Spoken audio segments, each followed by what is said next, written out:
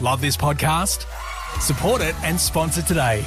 Simply head to AuscastNetwork.com for details. Everyone has a digital platform to have their voice heard.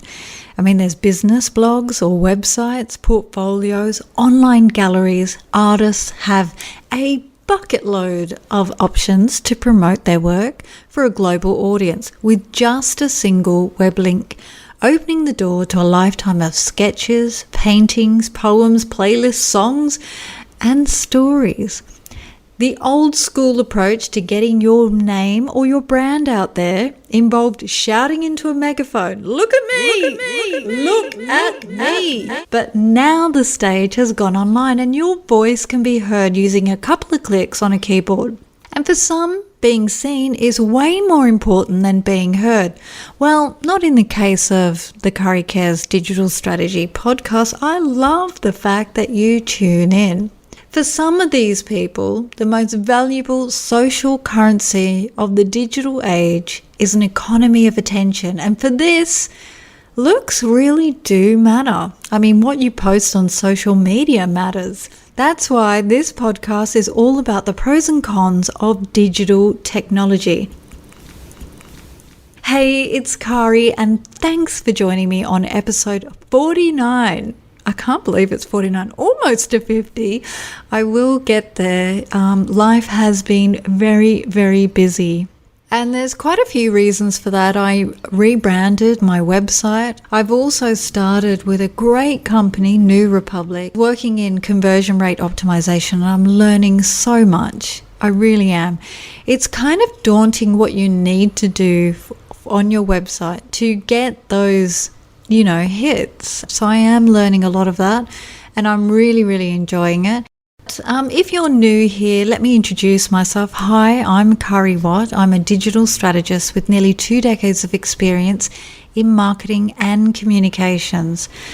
And I'd love for you to subscribe to the Curry Cares Digital Strategy podcast. And you can also reach out with any of your questions or comments or topics you'd like me to cover on social media. And you can find me on most of the platforms at Kari Watt, or reach out on my website, which is kariwatt.com. So that's spelled CARIAWATT.com. So we're living in a digital life in an evolutionary digital world. I mean, more people of the digital era use different gadgets daily, and we're all enjoying the benefits of a simple digital life. Now, the stats on Data Reportal show there are 4.66 billion internet users around the world today. Just think about that for a moment. That's a huge number. Now, the total number of internet users around the world grew by 319 million in the past 12 months, which is almost 875,000 new users every single day. We can understand why. I mean, the pandemic, people being in lockdown. What else are you going to do with your time? It's not like you can get out and walk around or do things or have social interaction. So of course you're going to be online. Now, the average internet user spends almost 7 hours online every single day. Now, when you add this together, the world's internet users spend more than 1.3 billion years of our time online. Holy smokes! That's a bucket load of time, isn't it? So let's talk about some of the features of digital technology, because, some of us think it's not great to do this, but I love it for the pure fact that information can be stored, it can be processed, and you can transport your information to wherever you want. I mean, think about this podcast. I'm recording this for you to chat with you so that you've got some information, and hopefully this helps. Now, the speed of data has also increased with the upgrade in technology, because technology is growing at a fast rate because the demand is growing and we need tech. I mean, basically tech has changed the way we communicate. In less than 20 years, the digital revolution has hit the world and has transformed the way we shop, the way we communicate, the way we travel. I mean, how many people do you know that work online or entertain? And even find love. I've had friends in the pandemic who have met their soulmates online. Go figure. I wish that would work all for me.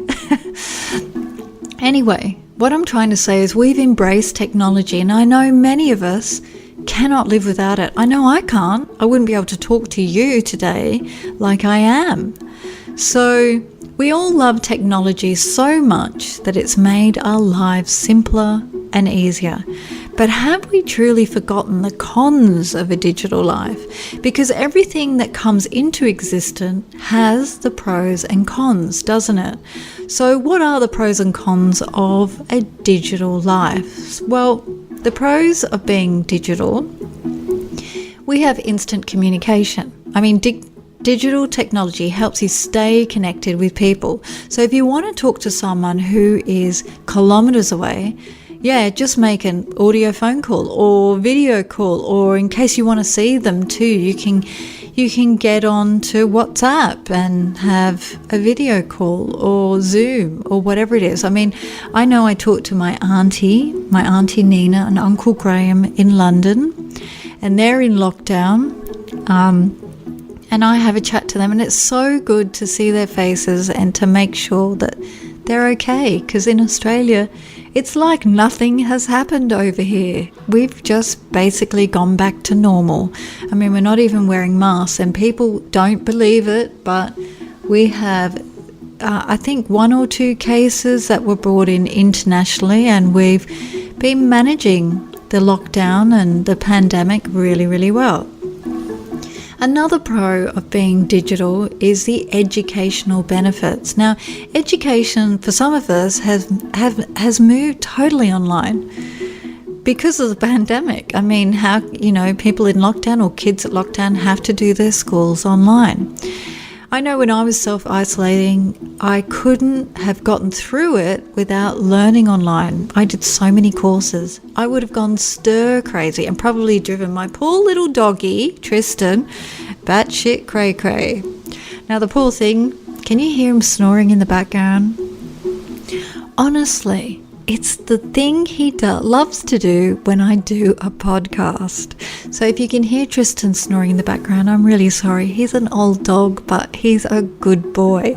Now, many educational organisations deliver their courses online and can give you an online document with your degree even. So that's the way technology has moved, forward, I guess, which is a benefit, I think. Another pro of being digital is information availability. Now, digital technology has made it simpler to access any general information via the web. You've got a problem? Just ask Google. You can ask the internet a question and pretty much get the answers to it. I mean, not all of them are credible. Make sure it's from a credible source or from someone that you trust. And have discernment when reading news, I have to say. And make sure it's a credible news publication would be my advice, because, there's some wackos out there as well. Another pro of being digital is the 24 hours, 7 days a week shopping. Oh gosh, for those shopping addicts out there, if you can't sleep, you can shop online. Digital technology has changed the way we shop. I mean, earlier people used to visit markets or go to the store, but now everything you want can be delivered right to your doorstep. Another pro of the digital age is information storage, which I absolutely love. The digital technology is a cluster of information, and huge data storage is possible with it because you can put things in the cloud. I remember those days when you had a laptop or you had a phone and you had your favorite photos on it, and then your phone crashed or you lost your phone or your laptop died, and so did all your images. Now with the cloud, you've got access to them whenever and however you want. And it's pretty secure these days. I mean, yeah. So another pro of being digital, is social connectivity, which I was talking about before. It has given you new ways to connect to people. Now you can find anyone, like old classmates from elementary schools, high schools and more. I mean, my brother and I, we started to do our family tree, and we found family we didn't even know existed. Can you believe it? And and we've even had some sad news of family passing, which we didn't know. So that was that was pretty sad news for me. But social connectivity is a great way. I mean, being able to connect with friends and family all over the world is just fabulous, isn't it? And even with you on, this podcast, I mean, it's a great way to connect with you and to make sure that you're getting the information that you need. Well, I hope this is helpful for you. You'd let me know if it's not, obviously. Another pro of being digital is travel directions. Now, traveling to a new city or to a new place and you don't know much or you don't know where to explore, what to do, your digital device can enable you with the internet to make it possible in a few seconds. I mean, I don't know about you, when I've been lucky enough to travel in the past and I've been lost. I mean, back in the day, we used to have to get the local map and try and figure it out, and it was all a bit, sometimes if you can't read a map, it's pretty hard. Luckily for me, I can, but I've got friends that can't read a map, believe it or not. With your mobile now, you can just get Google Maps and you know where you're going. It actually tells you where to go. That's the advantage of being digital. Another one is entertainment. People use technology in various ways, and nowadays we can invest our time in the entertainment sector too, like watching your favourite show on Netflix or Stan, or watching movies, or even streaming music. The last pro, I think, for being digital is portable devices. Now, most people like technology because day by day it's getting more portable, right?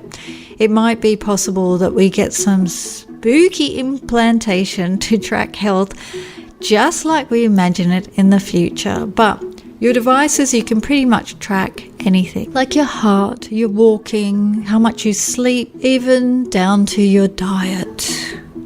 Diet, that awful word that we'd like to throw out. It's not diet, it's, eating healthy is what I like to call it. Since I've started with this new company, I've been walking home from work, which is about 4 kilometers, just to try and get my fitness levels up, because I was for a year stuck at home working, and so fitness really went down the tube. So now trying to walk home, and I tell you what, it's hard when you get back into it.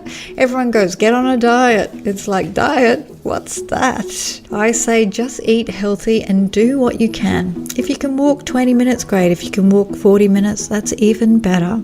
So let's talk about the cons of being digital, because there's always a balance. For every good thing that comes, it may bring something worse. So here are some cons of digital technology. Reliability is less. Yes. The main power source of digital technology is electricity. And once that's down, the whole thing goes down. Well, not necessarily. I mean, if you charge your phone, there's been plenty of times when we've had power cuts and I've forgotten to charge my phone and have been quite disconnected. And that's kind of a scary thing. Another con of digital, being digital, is 4 to 5 devices connected to the internet can be hacked, which is quite alarming, really, when you think about it. Anything that is connected to the internet, it can be hacked. There are loopholes to hit, obviously, but you just have to be, well, careful. Another con is the lack of real communication. Now, some people would argue this, but I've seen people going out to lunch or sitting in cafes or on buses, and all they're doing is sitting on their smart device rather than connecting with a real life person sitting next to you or across from you. Because we're now more into virtual communication rather than cherishing what we have in real life. People can tag you on social media posts, but can they actually come and meet you in person and have a real life conversation? Some not so much, Another con of being digital is data security. Now, data security is risky as digital technology can be hacked, like I said before. They can be transmitted a number of ways. To maintain 100% security, you need to have constant changing algorithms. Another one is addiction. This is a major con. You see people addicted to mobile phones and are missing out on real emotions or fun in real life. Remember back in the days when we didn't even have a phone? You used to have to, go to the local cafe or nightclub or bar to catch up with people. Obviously if you don't drink, it's a little bit tricky, but there are plenty of ways that you can connect with people. Also, another con is plagiarism and copyright. With so much content on the internet, there are high chances of plagiarism. And it's not always easy to copyright everything. And I know that because when I've written blogs in the past, they have been plagiarized on other people's sites, which I find quite interesting. It means I've made it in a way. It means my writing's good, I guess. That's a good thing. Is it, though? I don't know. Let me cover the pros again. Instant communication, educational benefits. There's more information available. You can shop 24 hours a day, 7 days a week. You can store your information like in the cloud. There's more social connectivity by talking to people on Zoom and things like that. You can get travel directions or just directions if you're lost. You can access entertainment more easily, and we have more portable devices. The cons are, the reliability is less because you depend on electricity. 4 to 5 devices connected to the internet can be hacked. It's just a fact. There is a lack of real communication because people will tend to be more in tune with social media and less in tune with you and your physical appearance, standing in front of them or eating lunch with them. Data security is risky. People can become addicted to digital and not actually, have real emotions or have, a real life experience. And there's issues of plagiarism and copyright. Now, it is an opportunity for you to represent yourself as well as demonstrate your genuine passion for what you're creating and selling a personality as much as an artistic output. Now, we all agree enthusiasm is very, very attractive, and there are far more incentives for an audience to invest in something they can see or, in this case, listen to and marvel at. So what do you think? Do the pros outweigh the cons? Contact me on @CurryWatt on social media and let me know your thoughts. In the meantime, I hope you've enjoyed this, and I'll see you next time. I'd love to have a better outro. If you've got some ideas, let me know. Anyway, until next time, peace. Love this podcast? Support it and sponsor today. Simply head to AuscastNetwork.com for details.